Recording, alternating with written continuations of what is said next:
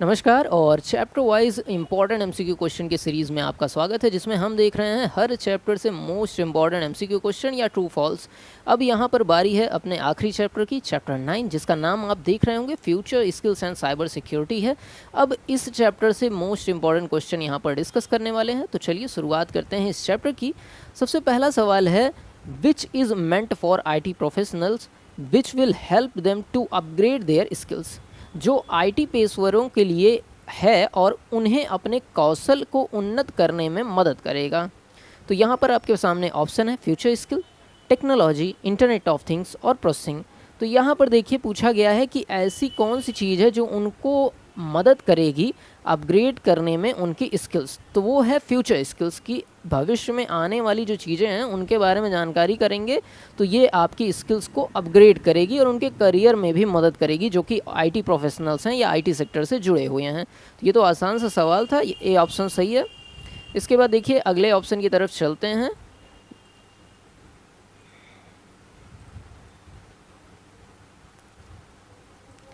Future Skills is a simple yet powerful platform which can go a long way in dash your career.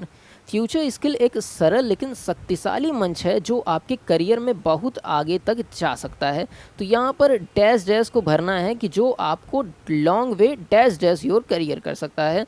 तो यहाँ पर देखिए present proofing, past proofing या future proofing. तो यहाँ पर फ्यूचर प्रूफिंग आपका सही जवाब है, ये आपका सी ऑप्शन है। यहाँ पर कुल मिला के कहा जा रहा है कि अगर आप फ्यूचर स्किल सीखेंगे तो ये आपके भविष्य के लिए फ़ायदेमंद है। एकदम आसान सी लाइन है, जैसे आप AI से रिलेटेड चीज़ें सीखते हैं या बिग डेटा से या क्लाउड कंप्यूटिंग से या इंटरनेट ऑफ थिंग्स IoT जिसे कहते हैं उससे रिलेटेड चीज़ें सीखते हैं, तो ये आपके करियर के लिए अच्छा होगा। कहीं भी आप काम कर रहे हैं तो पहली चीज़ आप एकदम अच्छे से काम कर पाएंगे, मतलब फास्ट वे में काम कर पाएंगे, और दूसरी चीज़ आपके करियर के लिए भी अच्छा होगा, आपके प्रमोशन या अलग चीज़ों में भी आपकी मदद करेगा। तो ये आपका सी ऑप्शन यहाँ पर सही है, ठीक है। चलिए तीसरा सवाल है, which of the following object to be control remotely across existing network infrastructure. तो यहाँ पर ऑप्शन है future skill, IoT, cloud computing या सास। तो यहाँ पर बात की गई है कंट्रोल रिमोटिवली। तो जब भी कोई मशीन को दूर से कनेक्ट करके काम किया जाता है तो ये सारी चीज़ इंटरनेट ऑफ थिंग्स में आती है। इंटरनेट ऑफ थिंग्स का मतलब ये है कि जो थिंग्स हैं, जो चीज़ें हैं, उसमें इंटरनेट इन्वॉल्व हो जाए, मतलब वहाँ पर मशीन टू मशीन कांटेक्ट हो और ह्यूमन का काम कम से कम या ना के बराबर हो। तो यहाँ पर दूर से कंट्रोल करने की बात की जा रही है, तो वो IoT के अंतर्गत ही आएगी, इंटरनेट ऑफ थिंग्स के ही अंतर्गत आएगी। चलो चौथा सवाल देखते हैं। Dash are key components that help you to collect live data from surrounding environment. आपके अगल बगल के इन्वायरमेंट से अगर आपको लाइव डेटा, मतलब जो हो रहा है तुरंत का तुरंत डेटा आपको इनपुट के तौर पे लेना हो, तो आप किसकी मदद से लेंगे। तो देखिए यहाँ पर ऑप्शन है सेंसर, कनेक्टिविटी, यूज़र इंटरफेस या नन ऑफ दिस। तो IoT जिन भी बच्चों ने पढ़ा होगा उनको इसका जवाब तो पता ही होगा, नहीं पढ़ा है तो मैं बताता हूँ। देखिए जैसे कोई भी डिवाइस है उसमें इनपुट लेने के लिए जो चीज़ यूज़ होती है वो होती है सेंसर। जैसे आप देखिए शाम होते ही स्ट्रीट्स पे LED लाइट जल जाती हैं। कैसे ये काम हो जाता है या कैसे लाइट जल जाती हैं, क्योंकि वहाँ पर सेंसर लगा हुआ है ऊपर और वो जान जाती है कि सूरज की रोशनी ख़त्म हो गई है, सूरज की रोशनी का इनपुट आना बंद हो गया है, तो हमें लाइट को चला देना है। या बायोमेट्रिक या कई तरीके की चीज़ें आप देखेंगे जहाँ पर लाइव डेटा लेने के लिए सेंसर लगा होता है। सेंसर वर्ड आपने सुना भी होगा। यहाँ पर A ऑप्शन सही है। चलिए अगला देखते हैं। IoT system provide substantial personal data in dash detail. तो यहाँ पर देखिए मिनिमम, मैक्सिमम, मीडियम या ऑल ऑफ दिस। तो यहाँ पर मैक्सिमम डेटा मिलता है डिटेल में, तो B ऑप्शन आपका सही है, ठीक। चलिए छठवां सवाल, which of the following is the process of collecting, organising and analysing large set of data to discover patterns and other useful information. तो यहाँ पर कहा जा रहा है कि इनमें से कौन सी प्रक्रिया है जिसमें हम डेटा को कलेक्ट करते हैं, कहीं से लेते हैं, ऑर्गेनाइज करते हैं, एनालाइज करते हैं और उसमें कुछ पैटर्न निकाल कर देते हैं। तो ये अक्सर बड़ी बड़ी कंपनियों में यूज़ किया जाता है ऐड को चलाने के लिए या कस्टमर के बिहेवियर को समझने के लिए। इसमें क्या होता है, भारी मात्रा में डेटा आता है और उस डेटा को एनालाइज करना होता है कि डेटा क्या है, किससे रिलेटेड है, उसको अलग अलग फॉर्मेट में आपको बदलना होता है। और ये सारी चीज़ें किसके अंतर्गत आती हैं, बिग डेटा एनालिटिक्स के अंदर आती है। नाम ही देखिए समझाने के लिए काफ़ी है। बिग डेटा मतलब भारी मात्रा में जो डेटा आ रहा है आपके पास, उसको एनालिसिस कर पाना बिग डेटा एनालिटिक्स है। ठीक है, उसको आप एक मतलब ऐसे माध्यम में बदल दें जिसका कुछ मतलब निकल पाए। समझ रहे हैं? तो यहाँ पर आपका सी ऑप्शन सही है। चलिए अगला देखिए, dash dash of big data refers to structured, unstructured and semi structured data that is gathered from multiple sources. तो यहाँ पर है आपका फीचर, एनालिसिस, प्राइवेसी या वैरायटी। तो यहाँ पर आपका सही जवाब है वैरायटी। वैरायटी ऑफ, एक सेकेंड माउस थोड़ा सा गड़बड़ रखा हुआ है। चलिए, वैरायटी यहाँ पर सही जवाब है। Variety of big data refers to structured, unstructured and semi structured. जो बिग डेटा आ रहा है उसी की वैरायटी यहाँ पर ये बताई गई है आपको। ठीक है, चलिए आगे बढ़ते हैं। 8वां, big data is use to. Big data का इस्तेमाल किस काम में किया जाता है, गवर्नमेंट सेक्टर में, हेल्थ केयर के सेक्टर में, बैंकिंग के सेक्टर में या सभी क्षेत्रों में। तो देखिए जो भी आपका चल रहा है टेक्नोलॉजी, वो पूछा जाए किस क्षेत्र में यूज़ किया जाता है, लगभग जो भी नई टेक्नोलॉजी आती है वो हर क्षेत्र में अडॉप्ट की जाती है अगर अच्छी है तो। मतलब इतने विस्तृत तौर पे यूज़ की जा रही है, उसके बारे में हम पढ़ रहे हैं, तो जाहिर सी बात है वो हर क्षेत्र में यूज़ की जा रही होगी। तो यहाँ पर आपका ऑल ऑफ दीज सही हो जाएगा। चलिए 9वां सवाल, which of the following provides computing and storage capacity service to heterogeneous community of and recipients. यहाँ पर निम्नलिखित में से कौन अंतिम प्राप्तकर्ताओं के विविध समुदाय को कंप्यूटिंग और भंडारण क्षमता प्रदान करता है। तो यहाँ पर ये service cloud computing, big data, future skill या रोबोटिक्स देती है। देखिए बिग डेटा में तो डेटा आपका आता है तो उसे एनालिसिस किया जाता है। फ्यूचर स्किल्स तो नई नई जो स्किल आ रही हैं उसके बारे में। रोबोटिक्स तो समझते होंगे, रोबोटिक्स किस बारे में है, ऑटोमेशन के बारे में है। तो क्लाउड कंप्यूटिंग ही ऐसी जगह पर है जहाँ पर कंप्यूटिंग या भंडारण या सॉफ्टवेयर की भी सुविधा आपको दी जाती है। तो ये आपका ए ऑप्शन सही है। आगे बढ़ रहे हैं। 10वां सवाल, what are the characteristics of cloud computing. Cloud computing की क्या विशेषताएं हैं। ऑन डिमांड सेल्फ सर्विस मिल जाती है, broad network access, resource pooling भी हो जाती है, या इनमें से सभी। देखिए ऑन डिमांड सेल्फ सर्विस की भी सुविधा है, नेटवर्क एक्सेस भी ब्रॉड है और रिसोर्स पूलिंग की भी सुविधा है। तीनों चीज़ आपको मिल जाती है। तो यहाँ पर आपको सही जवाब लगाना है ऑल द एबव पे। इसके बाद चलते हैं अपने 11वें सवाल की तरफ। Which type of cloud deployment is used to serve multiple users, not a single customer? किस प्रकार के क्लाउड परियोजना का उपयोग एक ही ग्राहक को नहीं बल्कि अनेक उपयोगकर्ताओं को सेवा प्रदान करने के लिए किया जाता है। यहाँ पर आपका है private cloud, public cloud, hybrid cloud या नन ऑफ दिस। तो नाम से ही समझ में आ रहा है हमें एक आदमी नहीं, एक आदमी मतलब प्राइवेट की तरफ जा रहे हैं, लेकिन कह रहे हैं कि नॉट अ सिंगल कस्टमर। आप नहीं भी पढ़े हैं तो भी आप समझिए। और यहाँ पर मल्टीपल यूज़र की कोई भी आ रहा है, ज़्यादा से ज़्यादा लोग इसका यूज़ कर पाएँ, तो जाहिर सी बात है वो पब्लिक क्लाउड की ही बात यहाँ पर कर रहे होंगे। बी ऑप्शन आपका सही होगा। चलिए अगला सवाल, which cloud computing services refers to supply on demand environment for developing software application. अब यहाँ पर ऑप्शन देखिए आपका SaaS सास कहते हैं, AAS, PaaS या IaaS। तो यहाँ पर सही जवाब है आपका PaaS, platform as a service की बात यहाँ पर की जा रही है। सी ऑप्शन सही है आपका। ठीक, चलिए virtual reality is primarily experience through dash dash of the 5 sensor. तो यहाँ पर आपका 2 ऑफ द 5 सेंसर सही जवाब होगा। ए ऑप्शन एकदम से करेक्ट है आपका। इसके बाद अगला सवाल है, विच technology device is used for virtual gaming experience. Virtual gaming experience के लिए इनमें से कौन सी टेक्नोलॉजी का इस्तेमाल किया जाता है।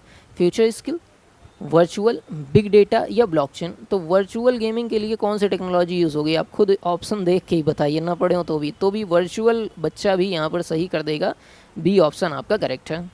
चलिए 15वां है, virtual reality technology is applied to advance field of. कौन से क्षेत्र के एडवांस फील्ड में वर्चुअल रियलिटी का इस्तेमाल किया जा रहा है। क्या मेडिसिन हो सकता है, किया जा रहा है, इंजीनियरिंग में भी किया जा रहा है, एजुकेशन में भी किया जा रहा है, तो सभी क्षेत्रों में इनका इस्तेमाल हो रहा है। वर्चुअल रियलिटी में आपको चीज़ें ऐसे सामने लाई जाती हैं कि वो असल में ही होती हैं, लेकिन वो वर्चुअल है, मतलब ऐसी चीज़ जो असल में ना हो पर आपको रियलिटी जैसा एक अनुभव दे पाए, उसे हम वर्चुअल रियलिटी की टेक्नोलॉजी कहते हैं। यहाँ पर डी ऑप्शन आपका सही है। Dash dash is area of computer science that emphasize the creation of intelligent machine that work and react like human। तो यहाँ पर देखिए कंप्यूटर विज्ञान का एक क्षेत्र है जो मनुष्यों की तरह काम करने और प्रतिक्रिया करने वाली बुद्धिमान मशीनों का निर्माण करने पे जोर देता है। तो ऐसा कौन सा क्षेत्र है यहाँ पर पूछा जा रहा है। ऑप्शन की बात करें तो यहाँ पर artificial intelligence, introduction of things, future skill या रोबोटिक्स की बात की जा रही है। तो यहाँ पर एक शब्द ध्यान से देखिए, इंटेलिजेंट मशीन, जो खुद से सोच सके, खुद से डिसीजन ले पाए, उसको हम कहते हैं आर्टिफिशियल इंटेलिजेंस का क्षेत्र, कृत्रिम बुद्धिमत्ता का क्षेत्र ये कहलाता है। इसी सेक्टर में ये सारे काम आपके होते हैं। इसके बाद बढ़ रहे हैं अगले सवाल की तरफ। Which type of artificial intelligence embodies a system design to carry out one particular job. तो यहाँ पर weak AI, strong AI, both A and B या नन ऑफ दीज। तो यहाँ पर एक विशेष कार्य को पूरा करने के लिए वीक एआई यहाँ पर सही जवाब हो जाएगा। ए ऑप्शन आपका करेक्ट है।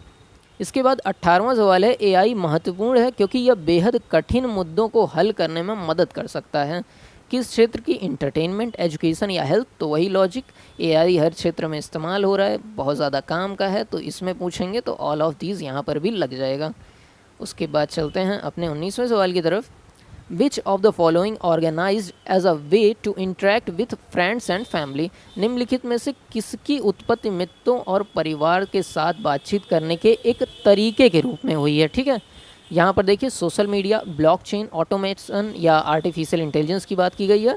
तो यहाँ पर सोशल मीडिया का यूज़ यही है कि आप मित्रों से या अपने परिवारजनों से बात करना चाहें तो कर सकते हैं, या अपनी बातों को साझा करना चाहें तो कर सकते हैं। यहाँ पर ए ऑप्शन आपका सही है। इसके बाद देखते हैं अपना 20वां सवाल। Dash dash is a social media designed specifically for business community. Business community के लिए कौन सा सोशल मीडिया प्लेटफॉर्म बनाया गया है, ऐसा पूछा जा रहा है।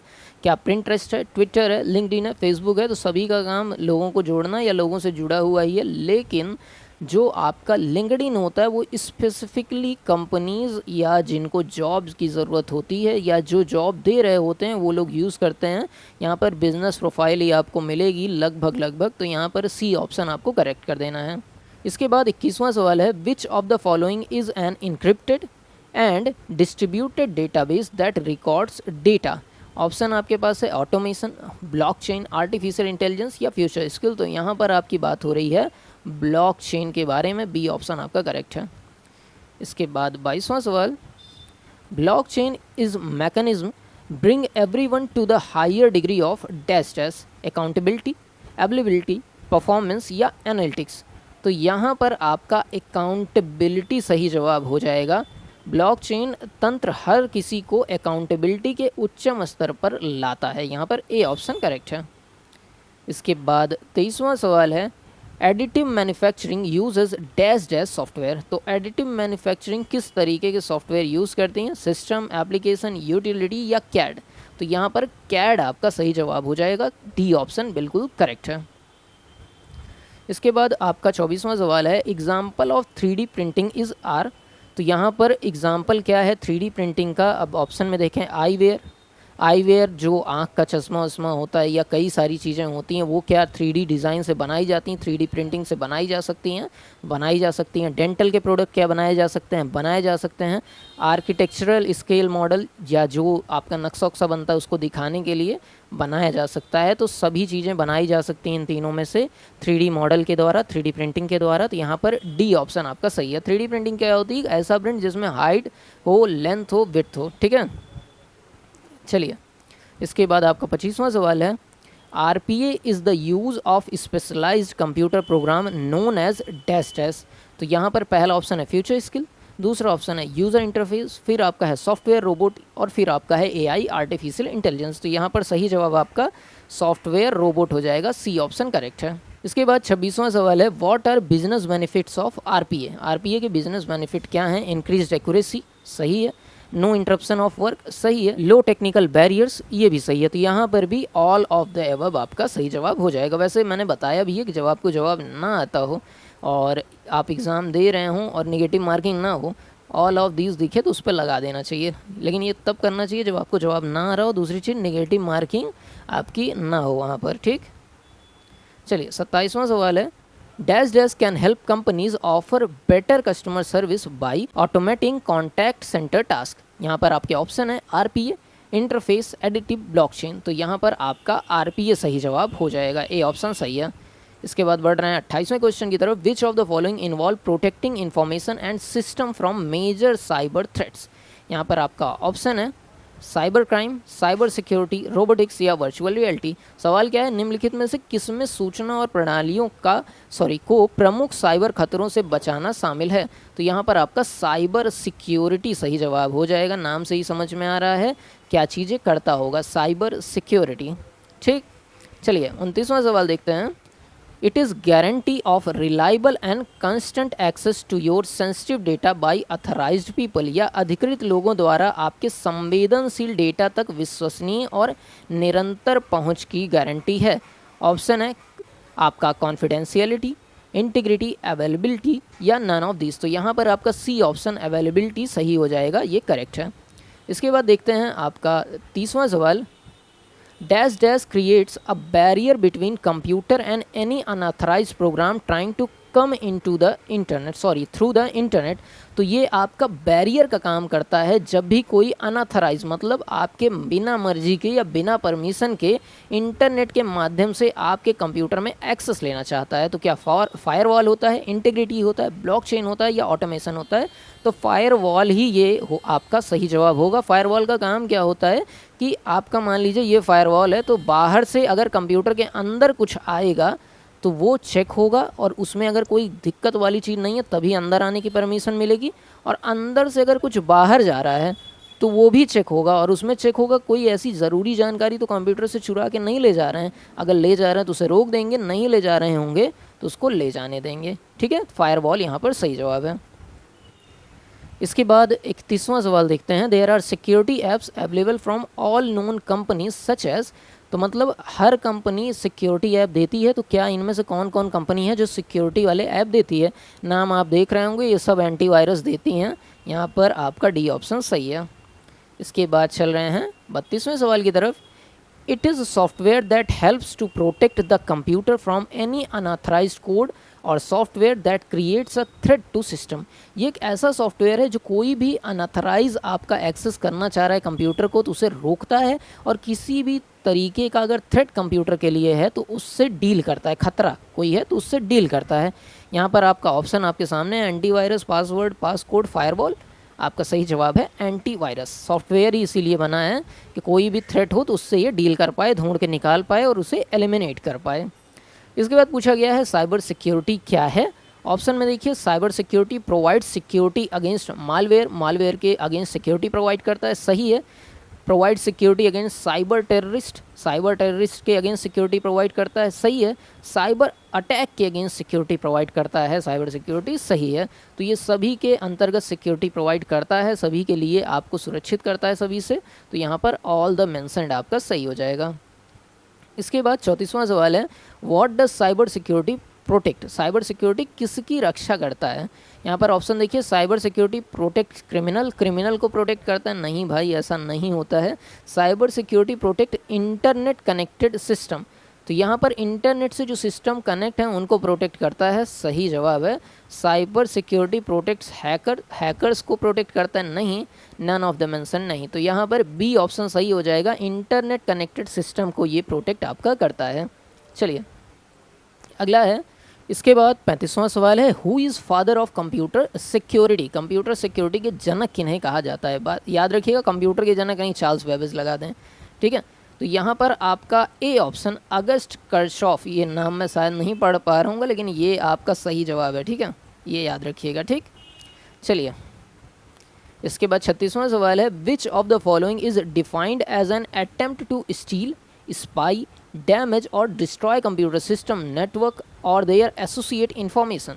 निम्नलिखित में से किसे कंप्यूटर सिस्टम या उसके नेटवर्क या उससे जुड़ी जानकारी को चुराने, जासूसी करने, क्षति पहुंचाने या नष्ट करने के प्रयास के रूप में परिभाषित किया गया है? मतलब ये सारे काम होंगे तो उसको क्या कहेंगे? Cyber attack, computer security, cryptography या डिजिटल हैकिंग। तो इस चीज़ को हम कहेंगे साइबर अटैक। ठीक है, इंटरनेट के माध्यम से जब हमला होता है तो साइबर अटैक उसे कहते हैं। चलिए आगे चल रहे हैं 37वें सवाल की तरफ।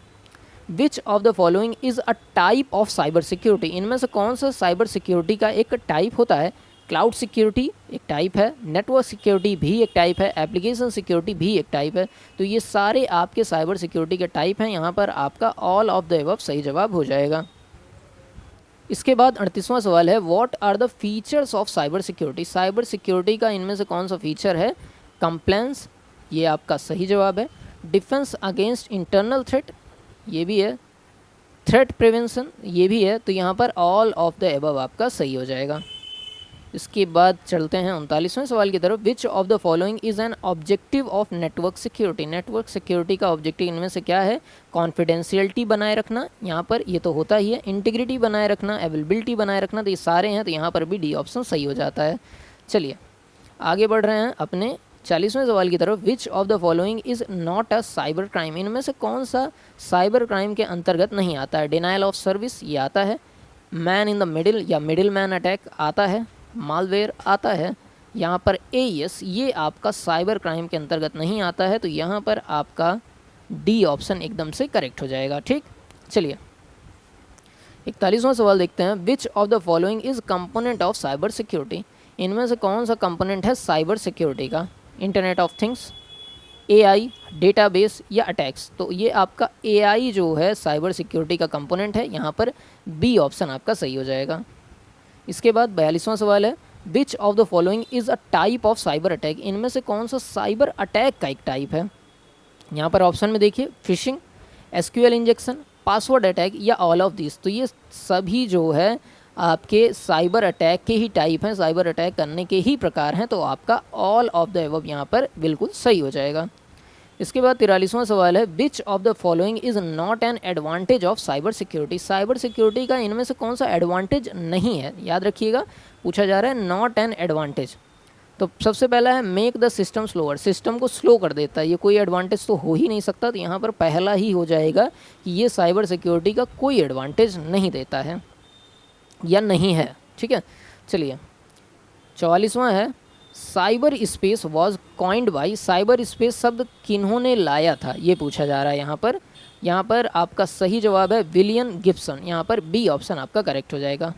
इसके बाद 45वां सवाल है, किस वर्ष साइबर प्रौद्योगिकी के क्षेत्र में हैकिंग एक व्यवहारिक अपराध और चिंता का विषय बन गया? तो यहाँ पर आपका 1970 सही जवाब होगा। इस वर्ष ये निर्धारित हुआ, चिंता का विषय बन गया।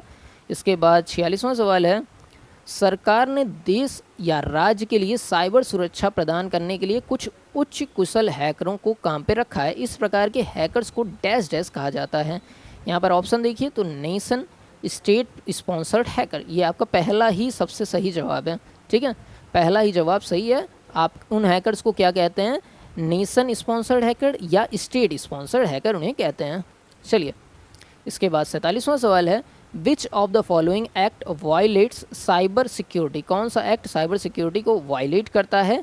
एक्सप्लॉइट, अटैक, थ्रेट या वल्नरेबिलिटी? तो यहाँ पर अटैक जो है सही जवाब होगा, बी ऑप्शन सही है। इसके बाद आपका 48वां सवाल है, which of the following action compromise cyber security? कौन सा एक्शन साइबर सिक्योरिटी को कॉम्प्रोमाइज़ करता है या साइबर सिक्योरिटी आपकी कम हो जाती है, इंटरनेट में आपकी सिक्योरिटी प्रभावित होती है? यहाँ पर पहला आपका देखिए वल्नरेबिलिटी, अटैक, थ्रेट या एक्सप्लॉइट। तो यहाँ पर आपका थ्रेट, सी ऑप्शन सही है। इसके बाद 49वां सवाल है, which of the following is the hacking approach where cyber criminals design fake website और पेजेस फॉर ट्रिकिंग और गेनिंग एडिशनल ट्रैफिक? तो यहाँ पर इनमें से कौन सा तरीका है साइबर अटैक का जिसमें आपका जो हैकर होता है वो असली दिखने वाली फेक वेबसाइट को बनाता है और उसकी मदद से अपराध को करता है? तो यहाँ पर आपका जवाब जो है फार्मिंग, वेबसाइट डुप्लीकेशन, मिमिकिंग या स्पैमिंग। तो यहाँ पर आपका फार्मिंग सही जवाब हो जाएगा, ए ऑप्शन सही है। ठीक, चलिए आगे बढ़ रहे हैं। इसके बाद आपका 50वां सवाल है, which of the following is not a type of peer to peer cyber crime. यहाँ पर सही जवाब आपका हो जाएगा credit card details leak in the deep web. यहाँ पर सी ऑप्शन आपका सही है। ठीक है, तो ये आज के अपने 50 सवाल थे। उम्मीद करते हैं आपको अच्छे से समझ में आए होंगे। बाकी कोई डाउट हो तो कमेंट में पूछिए, ना डाउट हो तो हमारी तारीफ़ कर सकते हैं। चैनल को सब्सक्राइब कर दीजिएगा। मिलते हैं अगले लेक्चर में, तब तक के लिए नमस्कार, जय हिंद।